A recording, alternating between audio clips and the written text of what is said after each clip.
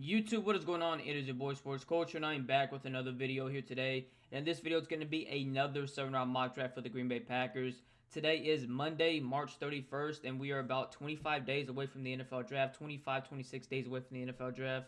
Just seems like the perfect day to drop another 7-round mock draft for the Green Bay Packers.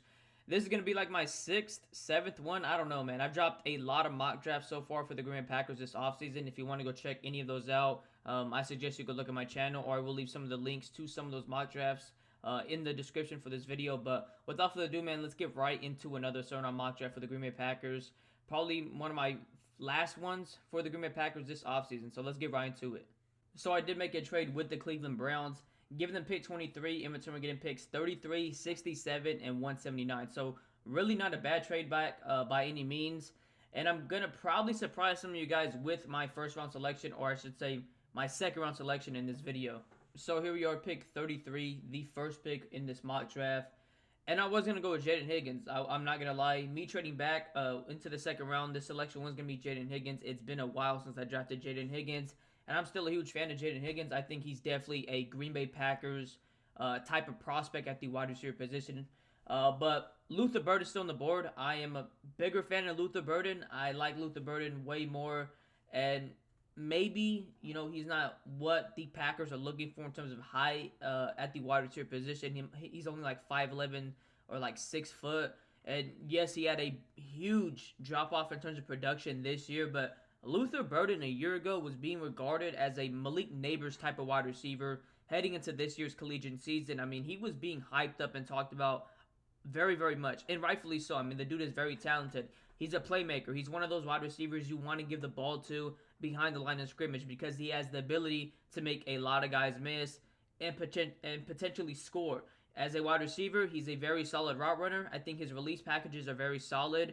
Would like to see him fight through press a little bit better, but has great hands. I don't think many people talk about Luther Burden's hands. I think has some really, really solid hands. He's a natural hands catcher. And for him only being 5'11", 6 foot, he's an athlete. He has the ability to jump up and high point the football very, very well for a guy his size. Only had a 4.7 drop rate this year, which is very, very good for a guy his size. Had a 54.5 contested catch rate this year, and had a 78.8 grade versus man coverage.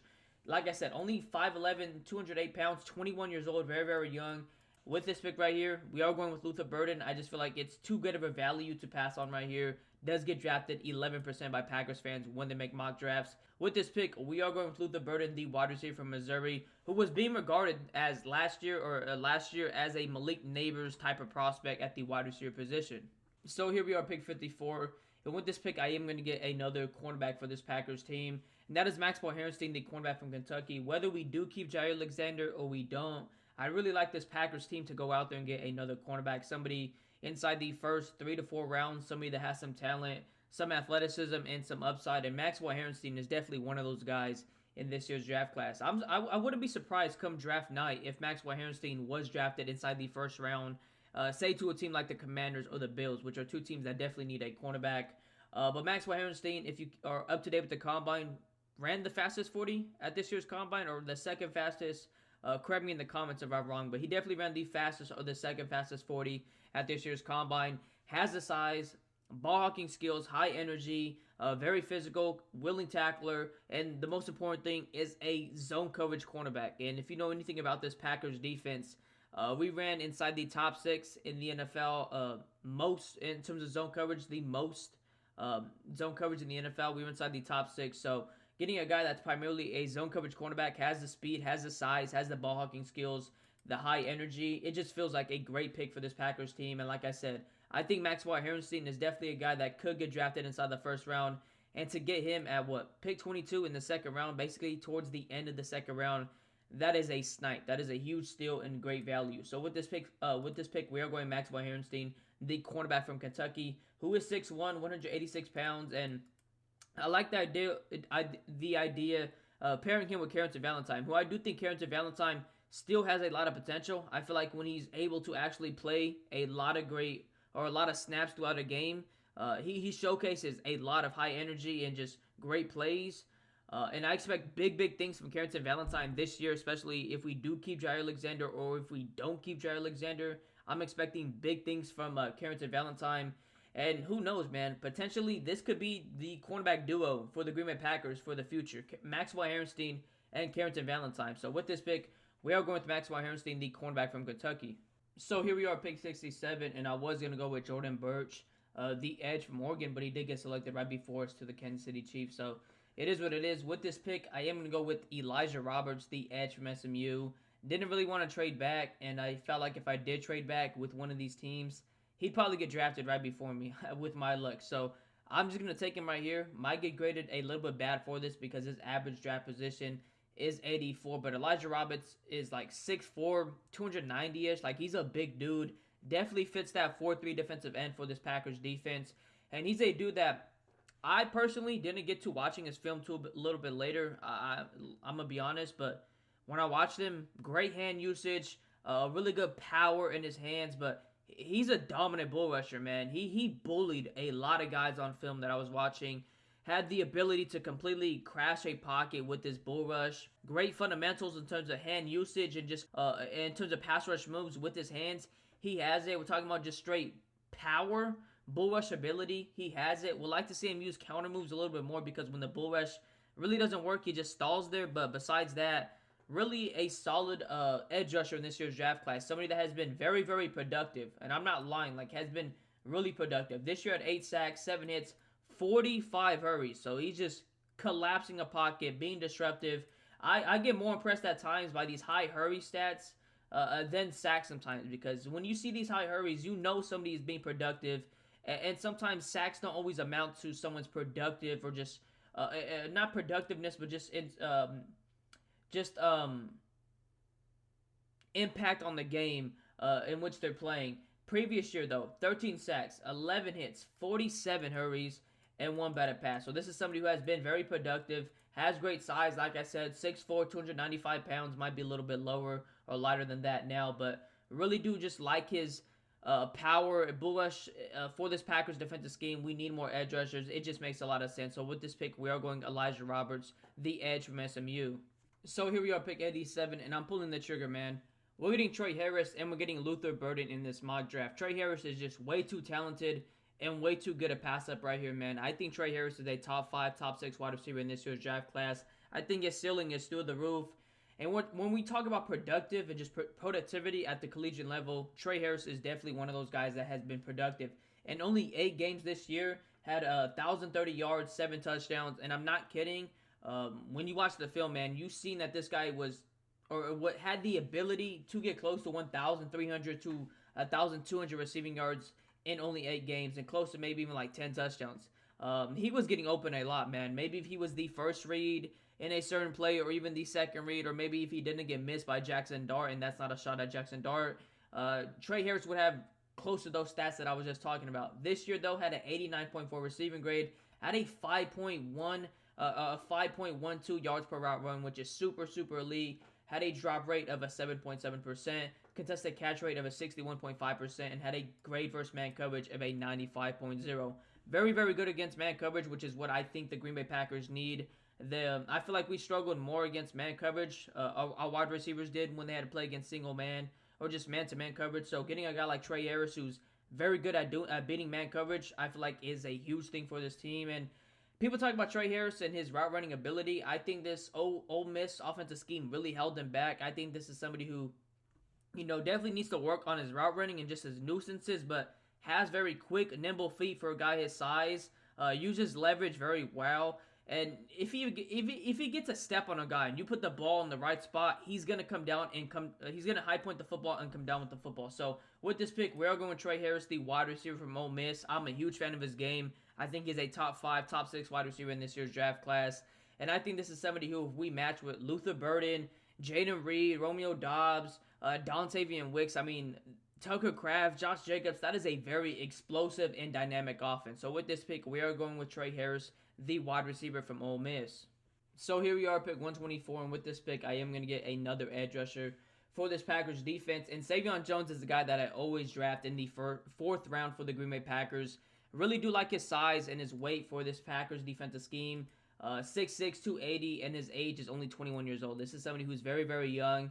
And yes, definitely not the most productive and definitely not the most explosive guy off the line, but he's somebody that uses his hands very well, has some really good power, just some solid athleticism onto him as well. But this is somebody who, when I watched a lot of Braden Swinson this offseason and just watched this film, was always popping out to me. Number 35 for LSU, Savion Jones, was just always popping out when I watched him, man. This year had 5 sacks, 6 quarterback hits, 32 hurries, and 2 batted passes. Definitely had his better year at the collegiate level this year, which is what you want to see.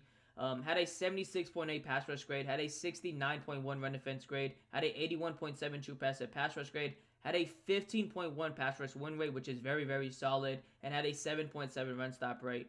This is somebody who I think could definitely develop into a better player and definitely needs to. Has some developing to do. Looks stiff at times, needs to work on his counter moves, things like that, but always initiates contact with his hands, has some really good hand placement, has some really good power, has a good amount of moves in his arsenal in terms of pass rushing. 21 years old. I mean, this team just needs more edge rushers. We need more talent. I know with one of our first picks, we did go with Elijah Roberts, but it doesn't hurt to double dip at the edge position in this year's draft class, and I think Savion Jones is definitely a guy in the 4th round if we miss out on some of the top prospects in this year's draft class that I would definitely like to target and draft just to develop him and see what we have in him, down the line. So with this pick, we are going with Savion Jones, the edge from LSU. So here we are at pick 159, and I feel like we targeted the main points of need for the Green Bay Packers in terms of like positional needs. Wide receiver, cornerback, and edge. So with this pick, I am just going to get more depth on the offensive line. And that is Jonah Monheim, the center from USC. And this guy, the reason I'm drafting him is because he has played all over the offensive line. This year played center, the previous year played left tackle, and in 2022 played right guard and right tackle. So this is somebody who has played all over the offensive line, fits the Packers' threshold in terms of height and weight ratio for the offensive line position. 22 years old, very, very young still. And we seen what happened in that Philadelphia Eagles game, man. When Alshon Jenkins got hurt, this team just couldn't keep the same type of protection and just level of play on that offensive line without him. And I'm not saying Jonah Monheim is a Alshon Jenkins type player, and if Alshon Jenkins or anybody else got hurt, he'd play as well as them. But this could definitely be somebody who the Packers could draft, develop, and hopefully down the line when needed, if somebody gets hurt, could come in and play to the same standard or at least near it as the other person. So with this pick, we're going Jonah Monheim, the center from USC. So here we are, pick 179.